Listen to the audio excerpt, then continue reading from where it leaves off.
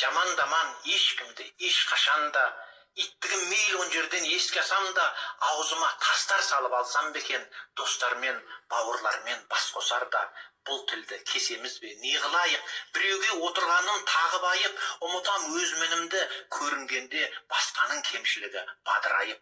Қылыш тіл қанға симай қалпылдаған, қынжылы сәкелерсің бір күн маған, қазаға тап болғанда шыбын жаным, қазанға түсіп кетсем бұрқылдаған. Жамандаман ешкімді, ешқашанда, иттігім мейлі жерден еске алсам да, тіліме тізгін салып алсам бекен, достармен, бауырлармен бас қосар. Жамандаман ешкімді, ешқашан. Мына осының алдында бір видео шығардым. Бірақ ертең Рамазан айы келатыр. Бірақ енді ол өтірік емес ағайындар. Мына жағынышты болып кеттік. Кім мына мақтайды, кім ақша береді, кім сыйлық береді, кім қолпаштайды. Соны мақтайтын болып кеттік. Ал өмірде ол тикток болмай тұрып, сондай бір шеті көрініп еді. Қазір мына жасыл желкен деген шығып жатыр ағайындар. Гулике Қасым, Феруза деген бар. Соған тіркелейік деп мен сіздерге үндеу жасап жатырмын. Жасыл желкен. Бұрында Ақжүніс деген бағдарлама болды ғой. Дәутамай дегендер бар мысалы. Бірақ соның ішінде бар ғой, мен кезінде Сандуғаш Көкенова деген бар Атырауда, блокқа салып тастады. Олеся Вертинская деген болды, блокқа салып тастады. Рүстем Баязиев деген болды, блокқа салып тастады. Арман Қайруллин депутат, блокқа салып тастады. Олеся Вертинская мен Арман Қайруллин болғанда Арман Қайруллинді қолдадық. Депутат, мәслихат депутаты және экология ма, соның бастығы Арман Қайруллин былай қарағанда. Енді анада бір жігіттермен кездестім Атырауда. Сонда айтып еді, олардың бәрін танимын деп. Бірақ Олеся ашып қойыпты. Рүстем Баязиевпен достықта, Фейсбукта. Бірақ кейбір азаматтар ешкімді өзін белгілемеу үшін прибрат па бірдеңеге салып қояды деген тиктокта. Арман Жайық деген бар, керемет жазушы, мүшелерінің одағы. Таңатар Дариев бар мысалы, Ресмиден деген бар, Нұртығай деген бар, мен оқырмандарым. Адай Секен қайтыс болып жатқан жері болсын. Аслан Омаров деген бар, ол да блокқа салып тастады мені. Енді Ади Бектемиров, Азамат Темірсұлтан, Құрманғазы ауданына, олар да менің WhatsApp-ымды жауып тастады. Мен бірдеме хабарласайын десем, Тоқаев Сергей Батұлы, Рафинат апай, журналист болған Рафинат апай кезінде, тілші ретінде ақша алған, және де тағы бір 5 отбасы бар кезекте тұрған. Соларды тез кезекке беріп жүруге болмай ма? Кешегі мына Денис деген қайтты ғой, соның артынан бір жасөспірім шығып жатыр ғой. Соған уже бәлем миллион берді, және үй сыйлап жатыр, көлік сыйлап жатыр, Тазабекте бір жылқы сыйлап жатыр. Қараңыздаршы, ал неге мына 5 менің отбасым айтып жүргенімді мен ешкім қарамайды ғой енді былай қарағанда. Кешегі Анар Батырхан шетелде жүр, сол мәз бір шетел күтіп алғанына бүткіл қазаққа жария етіп жатыр, әлемге. Мен өз басым Амур қаласында менімен істеген адамдар көріп отырса, блокқа салып тастады, менімен барған бәрі блокқа салып тастады. Сол азаматтар көріп отырса, қыздар, 4 қыз бардық, 5 қыз, біреу сөйлескен жоқ. Мен кіммін, Анар Батырхан кім, бір жағынан. Екіншіден, мына Гули кім деген жүр ғой, бір Тәтті ханым деген, ақшасы өте көп сияқты сол. Мұнайда Сима, Джон Прикол дейді, соған атады. Волк деген жүр, бәле миллион ақшасы бар. Арыстан деген бар, Адай Арыстан деген. Без-берекет ата береді, мен оның ешкелеріне жаздым. Біреуді жамандап жатқан ештемем жоқ, ағайындай өсектіші деген бағанағыда ана өлең салдым. Осы өлеңнің соңына да осы өлеңді салам тыңдау үшін. Неге десең, Гулике Қасым деген мен WhatsApp-ына да жаздым, былай да жаздым. Блокқа салып тастаса қайда қалды Гулике деген? Қарашы, басқа мен Қазбек Исаның мысалы жазам, мысалы Әділ Жұбановқа жазам, олар блокқа салып тастаса қайда қалды? Серік Шәпкеевке жаздым, Атырау қаласының әкімі Шәкір Кейкин мысалы, олар блокқа неге салып тастамайды? Құрманғазы ауылдық округі блокқа салып тастады мен.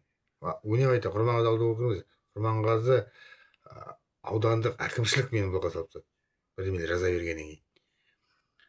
Ал телеграм группа бар, одан шығарып жіберді. Оның бәріне кім кінәлі? Бәріне тіл кінәлі.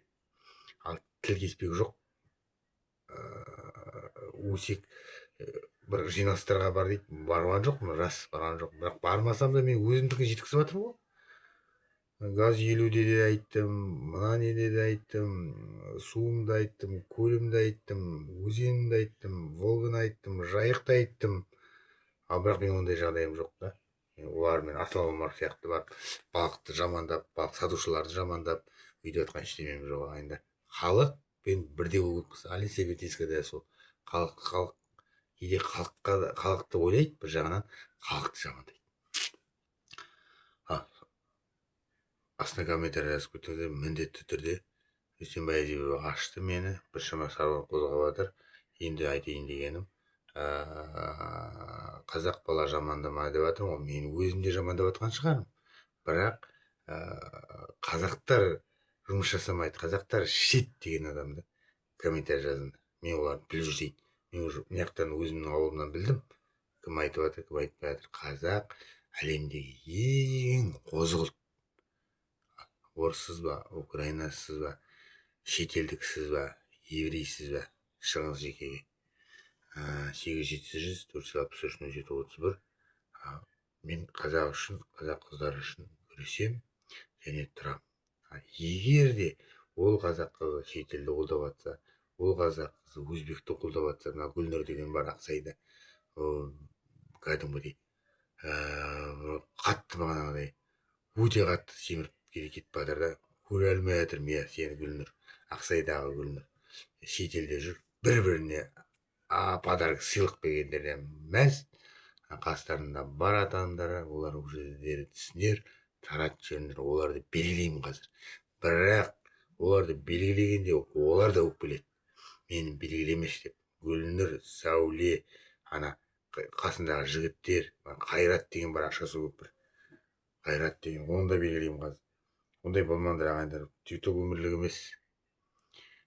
Тиктоктен бана өте сыйлық, қатты сыйлық атам деп қазақтар бір-бірінен айырылып қалмаңдар. Бірақ ол сол ақша қалай өседі, солай өреді. Кедей бай болғысы келеді, бай хан болғысы келеді дейді ғой. Назарбаев не болды ағайындар?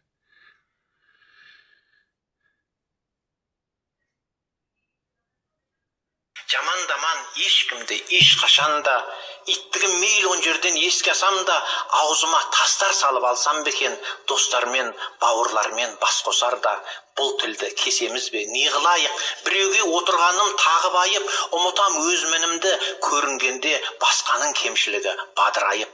Қылыш тіл қанға симай қалпылдаған, қанжылы сәкелерсің бір күн маған, қазаға тап болғанда шыбын жаным, қазанға түсіп кетсем бұрқылдаған. Жамандаман ешкімді ешқашанда, иттігім мейлі жерден еске асам да, тіліме тізгін салып алсам бекен, достармен, бауырлармен бас қосады. Көрдіңіз ба? Мысалы, Амур қаласына жүргенде Белградқа бардым, Мурманскіге бардым. Бір қазақ жігіті, бір қазақ қызы менімен суретке түскен жоқ. Даже мен атын айтып берейін, маған шығыңыздар. Маған ет жегізетін, күнде ет жегізіп тұратын жігіт керек деп маған бір қыздың айтқаны бар. Шымкенттікі. Сол қыз бір айда 3-4 жігітпен жүрді. Мысалы, көзімізді жаптық.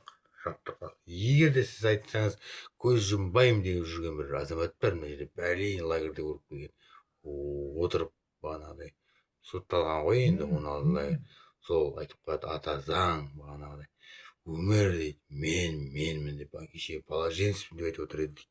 Сондай азаматтар неге жүз ұстамайсыңдар сондайлар? Ұстаңыздаршы. Сіздерде қыздар толып отырады ғой, Көпболсын мырза. Қыздар толып отырады эфирінде, ал қараңыздаршы. Бірақ результат жоқ, көрдіңіздер ма? Кәдімгідей бір-бірін жамандап, бір-бірін мақтап отырған бір азамат.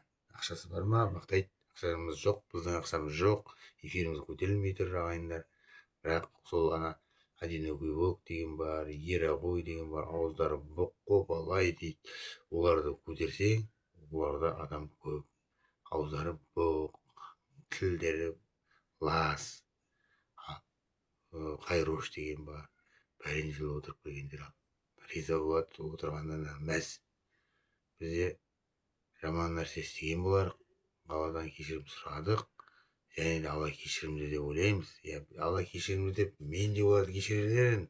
Бірақ олар слишком маған өтірікші, жаман нәрсе айтып отыр да. Қағазымыз бар. Бас бостандығынан айырылмағанбыз деген. Жұмысқа кіре аламыз. Анамыз бар, анамызды қарап отырған жайымыз бар. Ата-ана аман болсын тек қана. Ал давай, таратып жібереміз жер-жерге. Бүткіл әлем көрсін. Кім? Бұл тамадта. Сау болыңыздар, рахмет, айтуға оңай.